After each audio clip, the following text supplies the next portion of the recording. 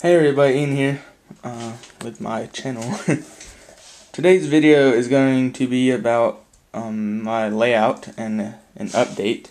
Well, I guess a layout update is what the video will be called. A few things to say before I start. One, I'm sorry for the poor video quality.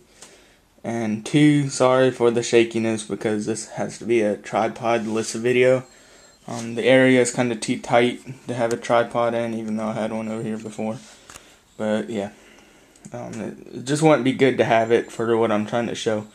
So I apologize. Anyways, first things first, layout update. One of the new things you can see here is an Atlas turntable. I think it's number 305.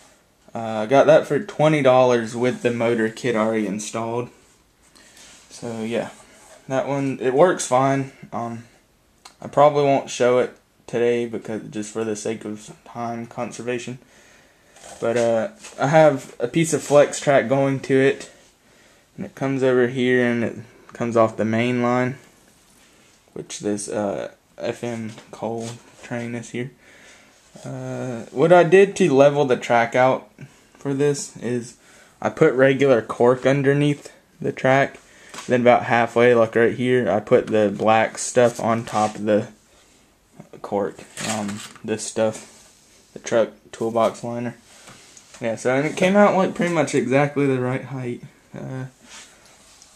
This is a powered spur, and that's a powered spur right there. These two are not powered at the moment. Probably won't be. But the next big thing you can probably see is this right here. It's a homemade roundhouse. I built that myself. I thought that thing was a kit or a homemade thing, but it's actually a kit from the same people that made this. I can't really get up close to it, but it's all metal. I hand built it. I still gotta put the roof on and the doors and stuff. I might not put doors on it, but I'm not sure. But yeah, I hand soldered everything, all these trusses and stuff. I soldered that. I soldered all these support beams. That's probably why it's kind of weird looking. And I soldered the building and stuff. Everything on there I did is soldered, other than the windows. I did super glue those in. But yeah, I hand built that. It took about 3 days. Mostly it took 3 days because I didn't work on it for a whole day. But yeah. Hand built. It's a little wonky in some places, but what can you say? That's my first ever kit I built. Like, I bought that one, and I bought this one, but I had to build it. It was just a pile of metal. Probably should have picked a simpler kit, but you know, it's okay. It works. As you can probably see, it doesn't really line up with the turntable tracks at all, which I suspected that. And what I'm gonna have to do is get some flex track and just put that back kind of far and put flex track on it, which I don't mind doing. I'll probably do it anyways. But yeah. Next thing, I'm probably gonna put a powered spur directly across from this because my Bachmann K4 it doesn't fit on the turntable, so I'll probably just put a spur right there just to have it stored. And there's my Tinshoto brass 080 red ball and box to the SD9. Yeah, so this is not a power cutoff track right there. It's not cut off at all. It's powered. Turntable's powered. As you can see, there's a few wires coming out, and I know I said I wasn't going to do this, but it was just making me mad, and I couldn't figure out what the problem was because it was like the polarity was different on there. And even though like I changed the wires back and forth, it still didn't work. And I about killed myself getting under the table and trying to put those wires on. So all I did was I soldered it just to these tracks next to the power leads. Which I don't mind it. It's not that big of a deal. I'll probably just camouflage it or something. Yeah, I drilled holes for the other wires though. The motor wires go all the way back over there to my small HO Lionel transformer. Next thing you can see right here, I did some more scenery. I took the brown paint all the way up to there. It's not grassified yet, but this right here is. I know it looks kind of bad. I have to work on it. Dang, you can't even see this in real life, but it actually comes up on camera. But yeah, Just Woodland Scenics grass. I think it's called, forget the paint. If you buy this brand, it's called raw umber, which is not really correct because it's actually burnt umber. But that's what I use for that. And yeah, so that's the color I like to use. I got a miter box here for my little scratch builds and stuff, and a razor saw.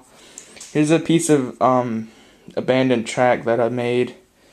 Steel rail. It's kind of rusty anyway, so I was like, well, I'll just cut the garbage out and make it kind of weird. And I'll probably put it like right here, like this, and make it all abandoned looking, but that's in the future.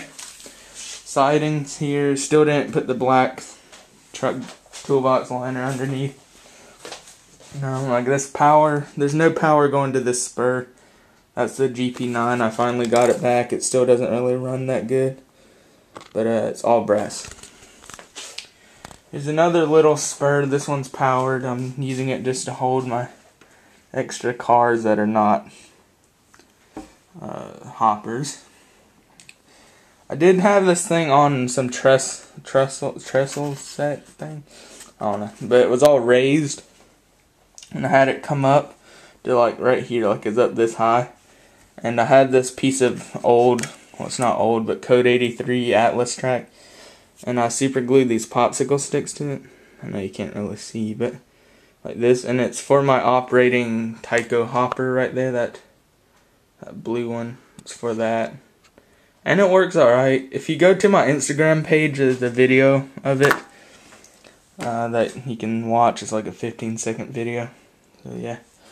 Let's see. Next thing, I installed this little thing that's for the spurs on the turntable. This is track 1, which I don't know why I put them together like this. Track 1 is the one with the F unit and 080, and track 2 would be the one with the VO1000 switcher, which is I think that's Baldwin, but yeah. So that one goes there. I'm looking at maybe putting a switch in right there at that straight piece, like next to that curve. Putting a switch in right there and having it come down and connect to this. And then I might have like an operating coal mine or something right here. Then maybe like a mountain scene in this area. I don't know, like with the mine going into it. I thought that'd be cool. Not sure what I'm going to do with this grain elevator though. Because I didn't know that's what it was when I bought it. But yeah. Oh yeah, if anyone's wondering about what kit these are, what the kit's called, it's an Ed Suydam kit. I don't know. It's Ed SUYDAM kit. They're kind of old. He made some wood and plastic ones, but I like the metal ones. If you have no experience soldering, I don't recommend buying one of these, because I mean, soldering's kind of a built-up skill. But I prefer these over like other kits, because like you can hit this garbage like that and nothing's gonna break off of it. See, but it doesn't break. Nothing falls off. But yeah, I still need to drill holes for these to go under it. I'm probably gonna replace this with a track with soldered connections. And this is where my turntable is powered. It goes like this, and then there's a direction switch you can't really see. That's where that goes to. There's still some reminiscence of Lionel O-Gauge stuff. There's my TNCC power pack. I might use it for something. I'm not sure yet. The reason I didn't put any light or any roof on that turn roundhouse thing, it's because I'm looking to put lights in it, and I need to keep the roof off for that. So yeah. Here's the trestle set thing I was using for the Tyco whatever. But yeah. Here's some other stuff I got. I know the video is kind of long. I got these plastic rail joiners. My store sells them for $2.50, but these were in the used room as 50 cents, even though they've never been opened. You can't really see it. Yeah, I got that. I got some KD, I think these are number 5s, I'm not sure. Uncoupling pieces. It's $2 cash item. Got those, and I got some other stuff. I got this piece of plastic right here. Let's see. I was gonna put it right here, like keep the trains from falling off. It's kind of thick, and I don't know really why I paid money for it, because it's kind of nasty, but it saved me the trouble of cutting it. I don't want to cut it. Another thing, I got this hopper right here. Is the box. It's an AccuReady meter scale. It's the, I think it's Clinchfield, no, Cincinnati Northern one right there behind the B&O hopper. It's the one right next to the caboose. Metal wheels, metal knuckle couplers.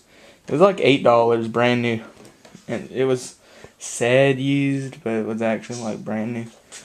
Pretty good deal in my opinion. One thing I did over here was I put a piece of felt on it, like I stapled a piece of felt and hung my Freedom Train pin. I think these are 1948 or 9. Got that for like $15 on eBay. It was a pretty good deal. I found this in my drawer. Forgot I had it. It was like $7.25 plus like some percentage off. It's like a resin cast of money. I don't know how well you can see that. But it's like supposed to go in a hopper or something. I don't have a hopper long enough for that, but just thought it was cool. Found this at an antique store. It was in a old like coin machine. I just put a quarter in and got one. Pac-Man and Ghosts up here by the 402. So yeah, I think that's pretty much it. There's a 225. I always call this 2025E for some reason. But yeah, there's the O-scale FM.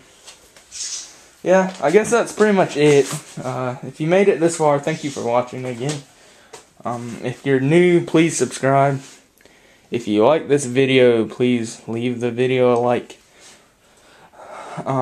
Oh yeah, another thing, I'm going to be uploading 2 days a week instead of 3, Monday and Friday at 6 p.m. Central Time, which is when you'll be seeing this. And the SD9 will be in the next video unless some other dramatic changes come up, which could be possible. Anyways, thanks for watching. Check out my Instagram page. It'll be in the description. I guess that's it. Stay safe. Don't do anything stupid. Talk to y'all later.